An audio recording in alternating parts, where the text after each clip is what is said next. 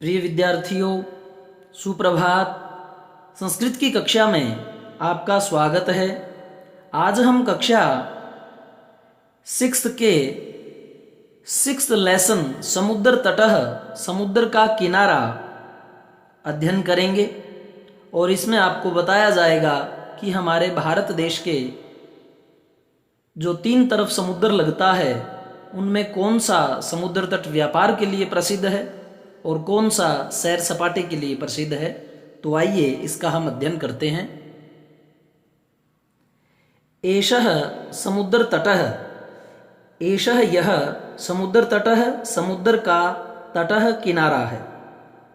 अत्र यहाँ जनाः लोग पर्यटनाय, पर्यटनाय घूमने के लिए आगच्छन्ति आते हैं।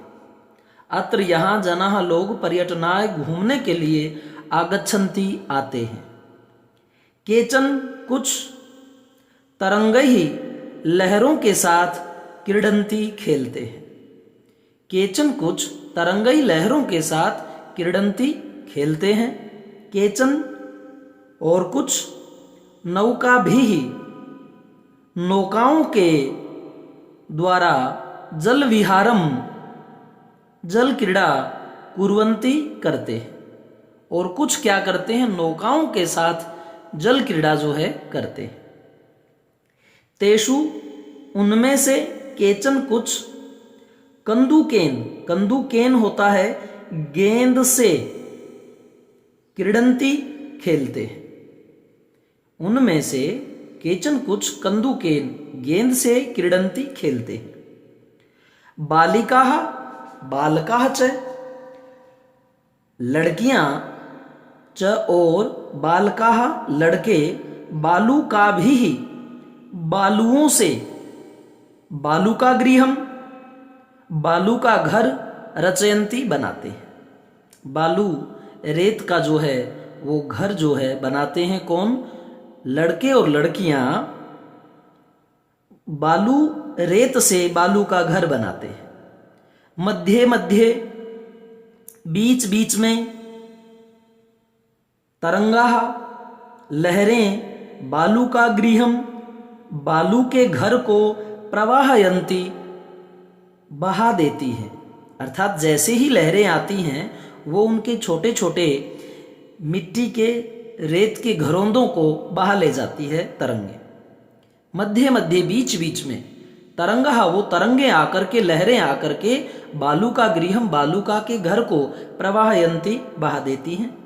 ऐसा यह क्रीड़ा, जो क्रीड़ा है, प्रचलति एवं चलती ही रहती है। वो बनाते रहते हैं और लहरें उनके घरौंदों को बहा ले जाती है।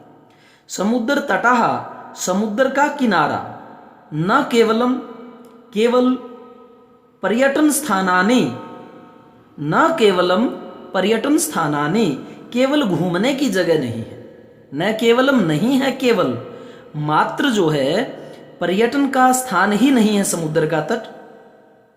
अत्र यहाँ मत्स्य जीविनः, मत्स्य जीविनः मछुआरे भी, मत्स्य मछलियां ही है जिनकी जीविका, अर्थात मछुआरे। अत्र यहाँ मत्स्य जीविनः मछुआरे भी, अपि भी स्वजीविकाम, अपनी जीविका चालयन्ति चलाते। तो प्रिय विद्यार्थियों, यह ऐसा तट है यहाँ पर केवल पर्यटन स्थानानि, पर्यटन स्थान ही नहीं है। अत्र यहाँ पर मत्स्य जीविनः मछलियां ही जिनकी जीविका है, अर्थात ऐसे मछुआरे अपि भी स्वजीविकाम, अपनी जीविका जो है, अपना जो जीवन है, चालयन्ति चलाते। और इसके जो शब्दार्थ हैं उनको देख लीजिए।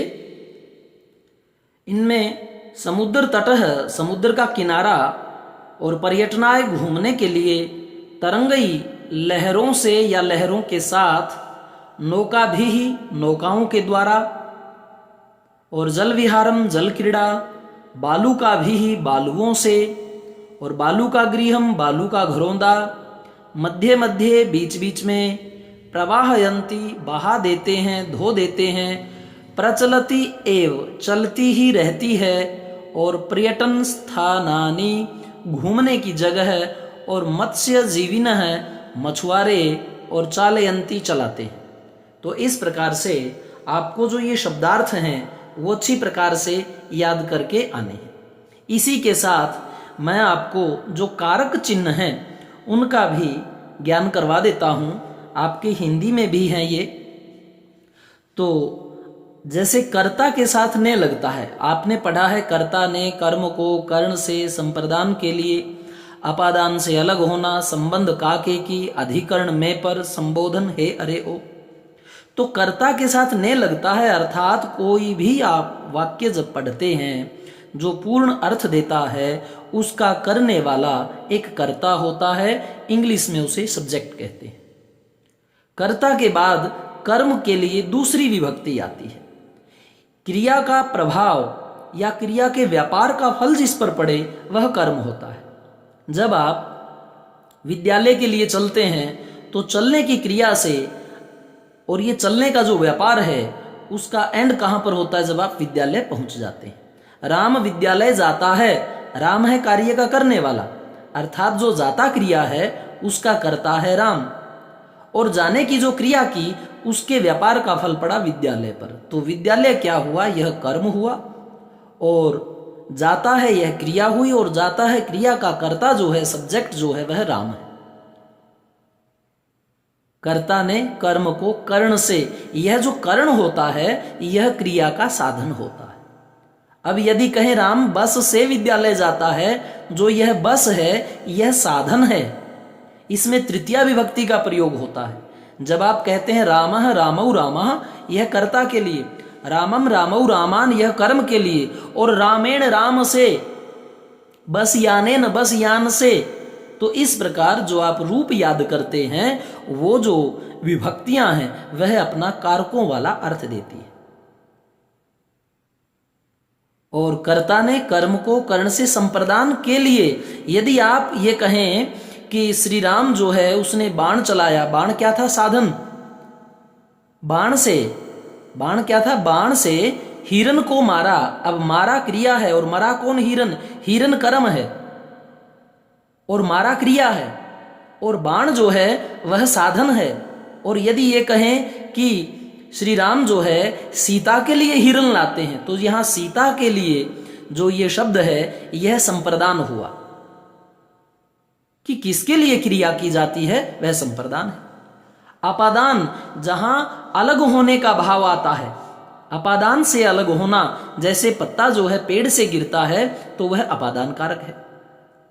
कर्ता ने कर्म को कर्ण से संप्रदान के लिए, अपादान से अलग होना, संबंध काके की। जब आप वाक्य पढ़ते हैं तो उसमें आता है राम का भाई, राम की बहन, राम की माँ, मेरा घर, जो ये काके की या मेरा ये रा लगा है, मेरा घर, मैं और उसके घर के बीच में रा आया है, मेरा घर, मेरी बहन, मेरी गाड़ी, ये काके की रा रे री, जो ये संबंध आते हैं दो पदों के बीच में, तो यह संबंध कारक होता है। यानी रा रे री काके की ये संबंध बनाने के लिए प्रयुक्त किए जाते हैं वाक्य में। अधिकरण में पर, अधिकरण का अर्थ होता है आधार। क्रिया कहाँ पर हुई? घर पर हुई, छत पर थी कोई क्रिया हमारी, जैसे हम बच्चे पतंग छत पर उड़ाते हैं। मैं विद्यालय में पढ़ता हूं तो मेरे पढ़ने का आधार कहाँ है? विद्यालय। सीता बेंच पर बैठी है, उसकी बैठने की जो क्रिया है उसका आधार क्या है? बेंच। पुस्तकें मेज पर रखी हैं तो पुस्तकों का आधार क्या है? मेज पर। तो जहां में पर आता है वह आपका अधिकरण होता है, अधिकरण में पर, और संबोधन पुकारने के लिए आता है। तो कर्ता के लिए ने हमने चिन्ह माना है। कर्ता ने कर्म को कर्ण से संप्रदान के लिए, अपादान से अलग होना, संबंध काके की, अधिकरण में पर, और संबोधन हे अरे। यह आपकी हिंदी की बुक में भी मिलेगा और संस्कृत की भी में मिलेगा। आप कारकों को याद करें। और कारकों का जो इंग्लिश में वर्जन है उसको प्रीपोजिशन बोलते हैं। At, upon, beneath, under, above, ये सब क्या है? यह हमारे हिंदी में कारक हैं, इंग्लिश में ये प्रीपोजिशन में बन जाते हैं। राम का, राम्स फादर, राम के ऊपर जो एस लगा मिलता है कोमे के साथ, वो किसका चिन्ह है? वह काकेकी का चिन्ह है। तो इस प्रकार से व्याकरण वो चाहे हिंदी की हो, चाहे संस्कृत की, चाहे इंग्लिश की, उसके मीनिंग प्रायः नाम अलग हो सकते हैं लेकिन भाव उनका एक ही रहता है। तो इस प्रकार से आप कारक अवश्य याद करें, क्योंकि बिना कारकों के आप पा नहीं पाएंगे। ये देखिए, नौका भी, ये भी कहाँ आता है? राम है, रामौ रामः, रामम रामौ रामान, रामेण रामाभ्याम रामई। तो कई जगह आई मिलता है और कई जगह भी मिलता है। यह नौका स्त्रीलिंग है, पुल्लिंग, तो उसका रूप देखना पड़ेगा। अगर ये पुल्लिंग है, इसके अंत में क्या आता है? ए आता है, ई आता है, उ आता है। या अगर ये नौका स्त्रीलिंग है तो इसके अंत में आ आता है। फिर किसी भी वस्तु का लिंग पहचानने के लिए हम रूप देखते हैं, अर्थात व्याकरणिक इकाइयों में वो क्या है। फिर उसका प्रयोग देखते हैं, उसके साथ विशेषण लगा करके देखते हैं, उसके साथ क्रिया लगा करके देखते हैं, तब हमें पता लगता है ये स्त्रीलिंग है या पुल्लिंग। और जब हमें ये पता लग जाता है ये स्त्रीलिंग या पुल्लिंग, अर्थ से भी पता किया जाता है। जैसे विद्वान का विदुषी आएगा, यह शब्द ही बिल्कुल अलग हो जाता है, नेता नेत्री। तो इस प्रकार से प्रिय विद्यार्थियों, आप लिंगों का भी ध्यान रखें, वह मैं भी आपको करवाऊंगा। और ये आज इसलिए आपको थोड़ा बताया है कि ध्यान में आपके रहे। आगे जो हमारी वीडियो आएंगी उसमें कारक मैं अच्छी प्रकार से करवाऊंगा, लिंग वचन भी आपको करवाए जाएंगे, ताकि आपकी जो ग्रामर है उसका बेस अच्छा बने। और मेरे वीडियो जो हैं एक जगह सारे के सारे पाने के लिए आप गुरुजी आरपी शोराण चैनल में जाएं, उसको सब्सक्राइब भी करें। और उसकी जब प्लेलिस्ट में आप देखेंगे तो प्लेलिस्ट को क्लिक करने पर वहाँ एक सीक्वेंस मिलेगी, 6ठी 7वीं 8वीं 9वीं 10वीं इस तरह, और अपनी कक्षा को चुनें और सारे एक जगह वीडियो आप प्राप्त करें। धन्यवाद।